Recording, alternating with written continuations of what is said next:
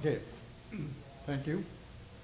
Before I go to the presentation, first of all, I'd like to thank the organizer of this meeting, particularly Peter Rockwell.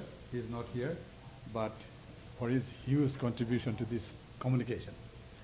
So, today I'm going to talk about the transgenic tobacco plants. Transgenic tobacco plants that are expressing the gene from Arabidopsis thaliana arsenic reductase 2 gene. And these tobacco plants, transgenic plants, are exhibiting increased tolerance to arsenic, and they also accumulate less amount of arsenic. But why I'm going to talk about tobacco, but that is not our target. The target is to develop, to create genetically modified new variety of strategically important cultivated crops like rice or wheat or other crops. But why we are using tobacco? Tobacco in this case just as a model. As a model plant, once our target genes are working or functioning in the tobacco, then we switch over immediately to the strategically important crops like dates. And the idea is that in order to eliminate or reduce the arsenic contamination of human food, I'm going to show you next the introduction, some pictures. If you are very sensitive, please close your eyes. So, the arsenic situation worldwide, you can see here, I am showing here just only arsenic, which different kinds of arsenic, different forms of arsenic, but which are having here high level, compared to the permissible tolerable limit. So those were very high. It doesn't mean that Sweden is free from arsenic. In Sweden, we also have lots of different problems with arsenic, but it is not here. But the problem in Sweden, the level of arsenic contamination is not so high as like in India or China or this area. So this is the global situation. Arsenic problem is everywhere. So now I am trying to show the two countries, particularly Southeast Asia. This is the West Bengal province in India, and this is Bangladesh. You can see the level up to 100 ppm or 100 micromolar per liter. So it is 10,000 times higher the permissible limit. And you can imagine if the water is containing so high amount of arsenic, and if you drink it, for recording, I need to use this one? Okay. Okay, thank you very much. So if the concentration of arsenic so high, and if you drink this water, can you imagine the long-term exposure to arsenic, what can it lead to? So, and that is I'm going to show you in the next couple of slides. Arsenic contamination in water. And this water is used for drinking purpose, for other household purposes. And it is also used for other purposes, like irrigation water. So I'm going to show you why the arsenic is, existing in very high amount in the water, just in a couple of minutes. The first, you have to believe me, this water is containing very high amount of arsenic. And why? Because the rocks under the ground are containing a high amount of arsenic, and the water in the vicinity of these rocks, when they are close to this, when they come into contact with these rocks, it is also contaminated. And this water is pumped out either for drinking or for irrigation purposes.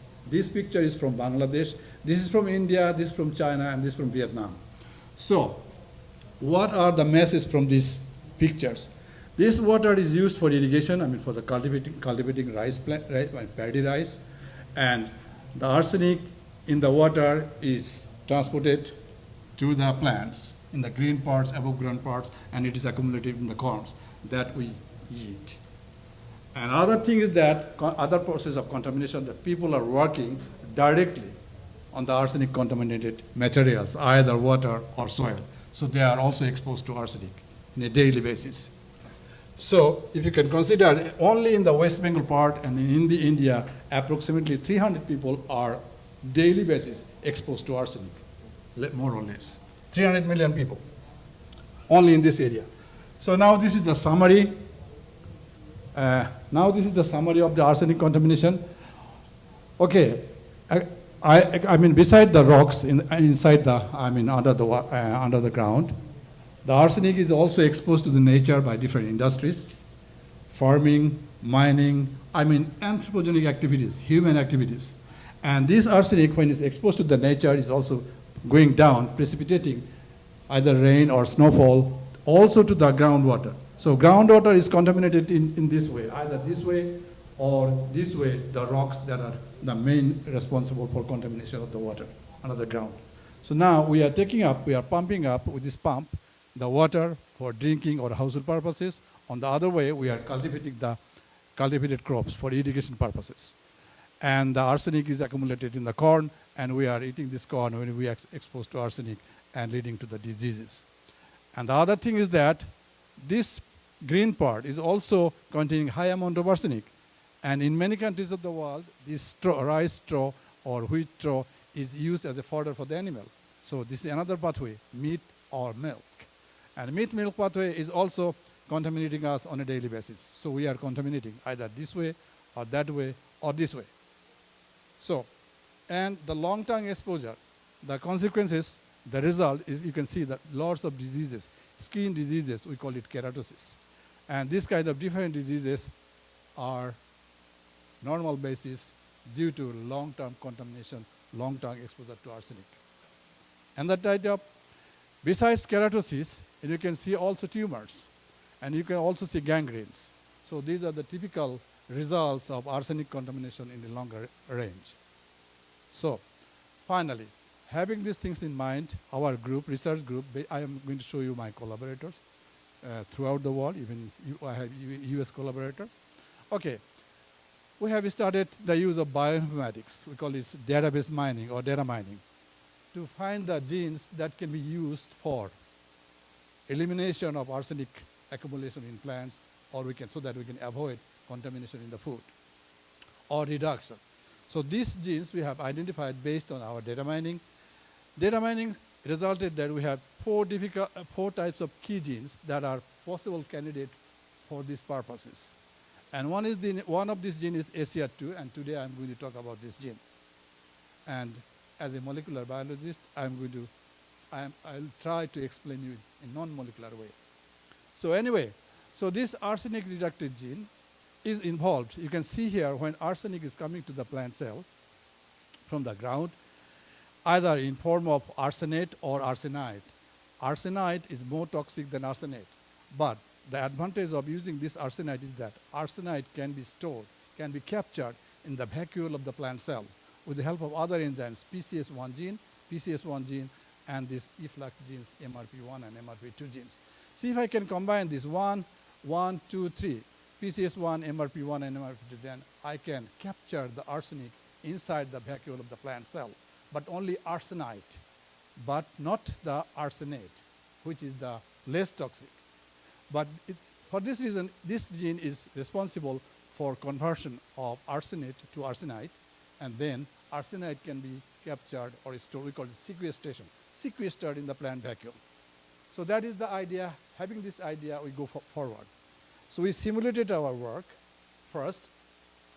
This is when the gene arsenic ACR2 gene is silenced. You can see this is the wild type, and this is the mutant plant. I mean, when the gene is silent.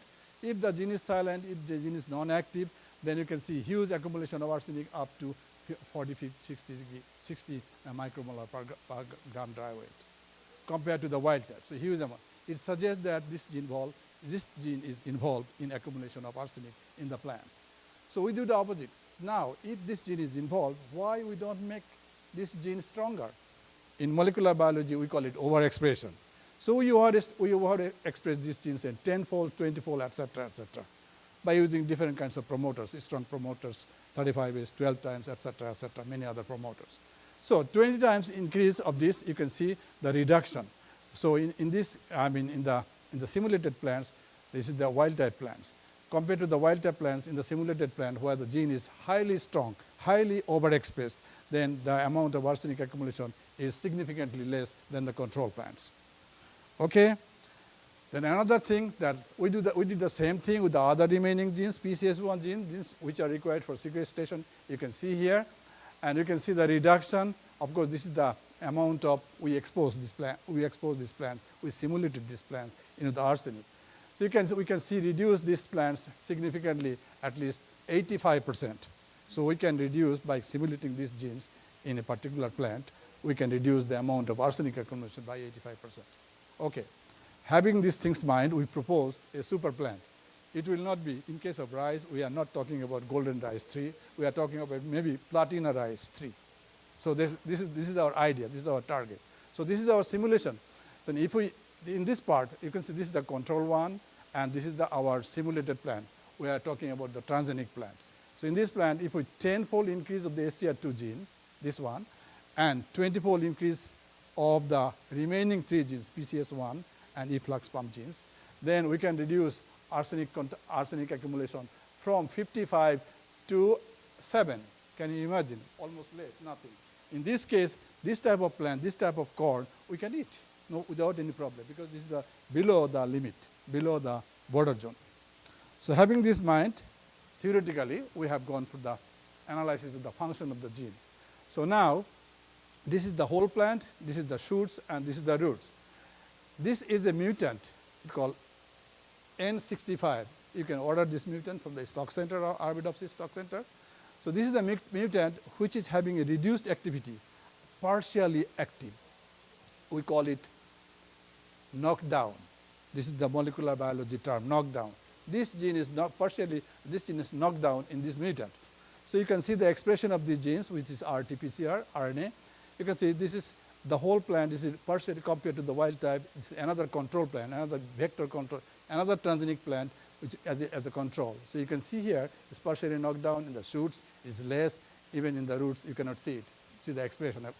So it means that this gene is indeed knocked down in this mutant. So that was the base of our experiment. This mutant, we did it in the in vivo experiments, in live experiments, in the laboratory experiments. In these two sides, I mean, these are arsenate and these are arsenite. This arsenite is more toxic than the arsenate.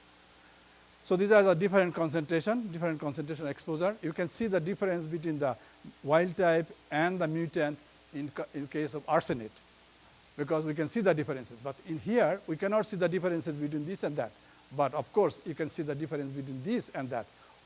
Obviously, because arsenite is more toxic, that's why the plants are exposed to more toxicity. But the idea is to see the difference between the wild type and the mutant one. There is no difference. It means that our ACR2 gene is responsive to arsenate, not to arsenite.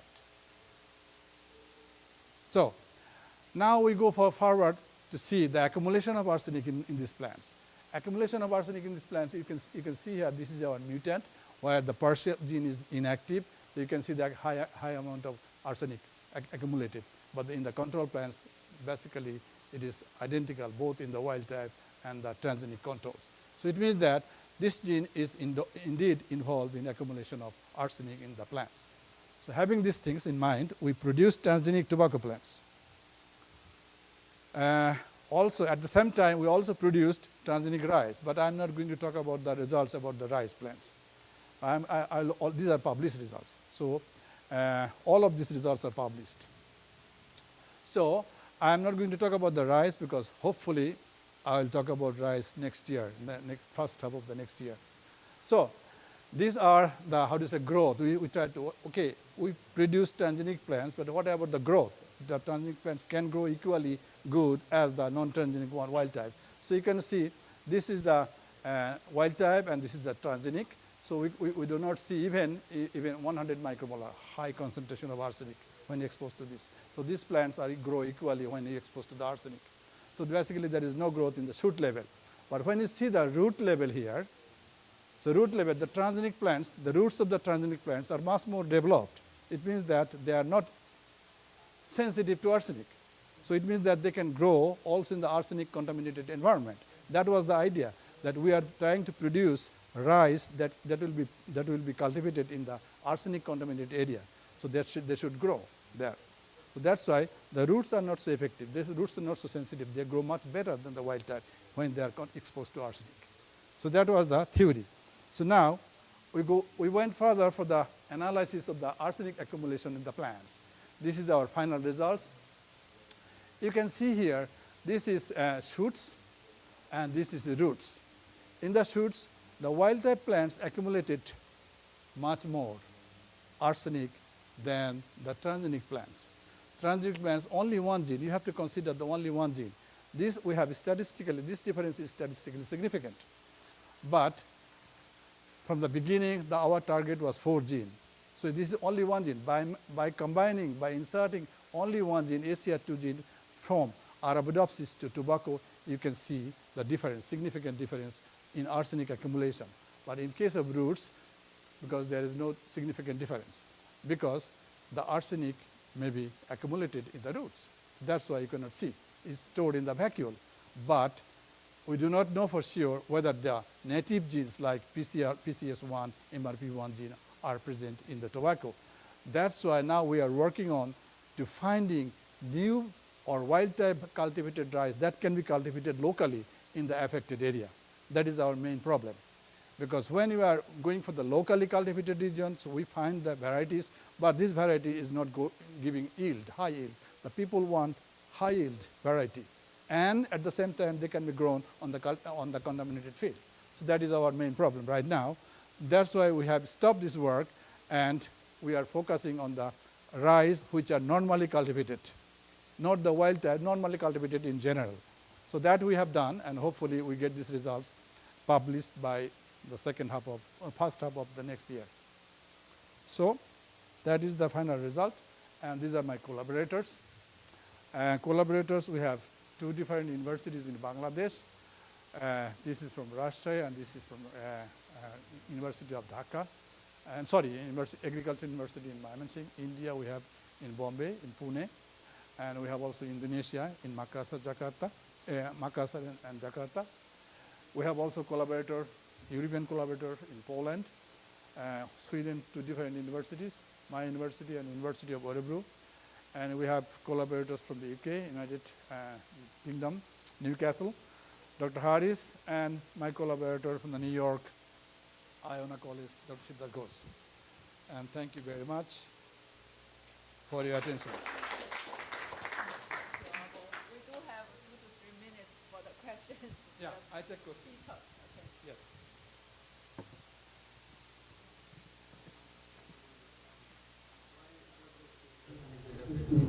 Pardon? Why Arabidopsis? Why Arabidopsis? Okay, there are many, many advantages. Because first of all, I did my PhD in 1985. Since then, I have been working with Arabidopsis. That's first reason. So I was also involved in sequencing the whole genome of Arabidopsis. I was working with gene tagging in Arabidopsis. So Arabidopsis is my favorite. So and second of all, the Arabidopsis genome is sequenced already. My other PhD students that are working with bacteria, so this is another part. Microbial bioremediation. We have also genes from Lystinobacillus. Lystinobacillus, the same type of genes, which are accumulating, which are involved in accumulation of arsenic in the bacteria. Arabidopsis is a eukaryote. I have no problem to move Arabidopsis gene to rice or to tobacco because it's a eukaryote gene. Because if I produce the bacterial gene, I know that what you are talking about, because there are some bacteria which are having this arsenic accumulating genes very high amount. But I have another problem. Bacteria is a prokaryotes, so I have some difficulties to move these genes from bacteria to Arabidopsis, sorry, the rice part. Arabidopsis is naturally not a hyperaccumulator of arsenic. No, that's why I don't care about the Arabidopsis, but I am talking about the gene. Okay. This is my interest. So why not the tobacco endogenous gene overexpression? Okay, the thing is that this ACR2 gene is not present in tobacco. Oh, it's not. Yeah, that is. How about the foreign gene, the gene from the foreign? Yeah, I know this is a hyperaccumulator. But you see, the fern, these advantages with fern is that the genome is not sequenced. If I have any kinds of problem, I have to go back to the database and find these things. But with Arabidopsis, if I have any kinds of problem, I can do, because it is sequenced, I can go back, because my research group, half of the research group is bioinformatician. So they prefer NGS. I mean, new generation sequencing rather than to work with the breeding programs. My objective was just to see that maybe the allele in corn is much superior than Arabidopsis or in tobacco. So maybe they have some competitive advantage. Yeah, sure, because you are right. But if you think about this, the fern gene, maybe there is a homologous in tobacco. So that will make me another difficulties. I have to get the help from start from the new generation sequencing of fern. But in case of Arabidopsis, I don't need this. I have every information available in the database. Yes? Is there any rice resistant to arsenic? Yes? Yes. The answer is yes. This is a wild type. This is not cultivated, but there is wild type rice which is resistant to arsenic. But the question is that it is very difficult to. Yeah. No, it is very, that is definitely done. It's very nice work. Thank you. Yeah. We have one more question from Sarah.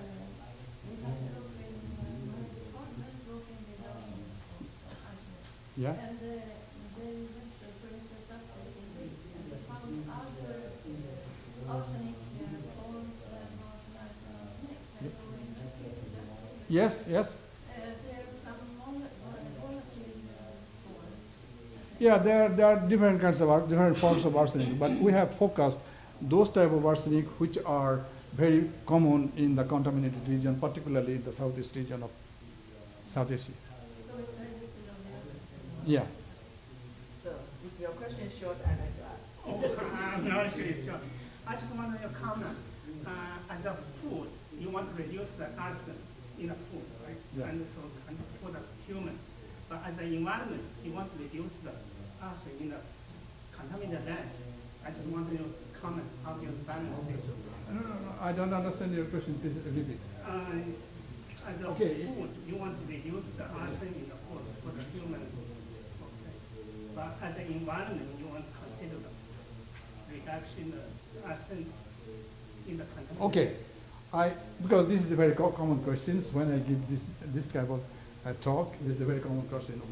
Because moving arsenate in order to, by inhibiting arsenics to be accumulated in the plant parts, it's not a solution. The arsenic is remain on the ground, right? So the question is that what do you do? Like arsenic will be remaining in the roots, will be captured in the roots.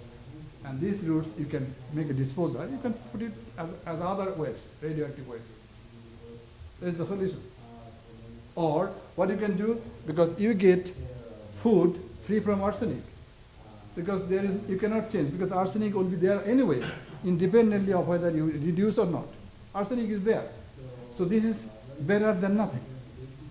Or alternatively, you can accumulate the roots, you can collect the roots, and put it in a deponey as other radioactive waste, as for example, or other chemical waste. So I'm sorry, this is a very popular area. People may keep asking. May I add a comment, please? Yeah.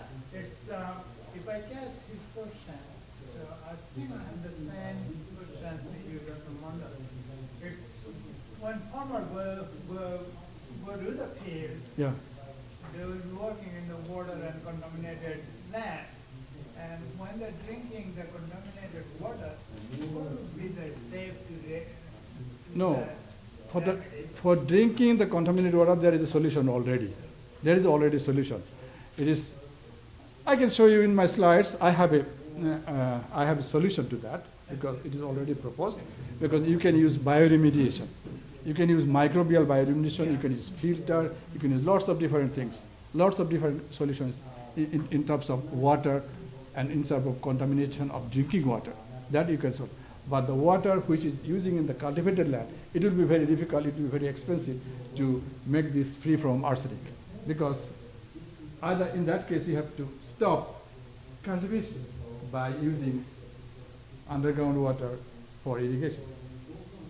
So that is the alternative, that you have to stop in that case using pumping up the underground water. In that case, the soil will be free from arsenic.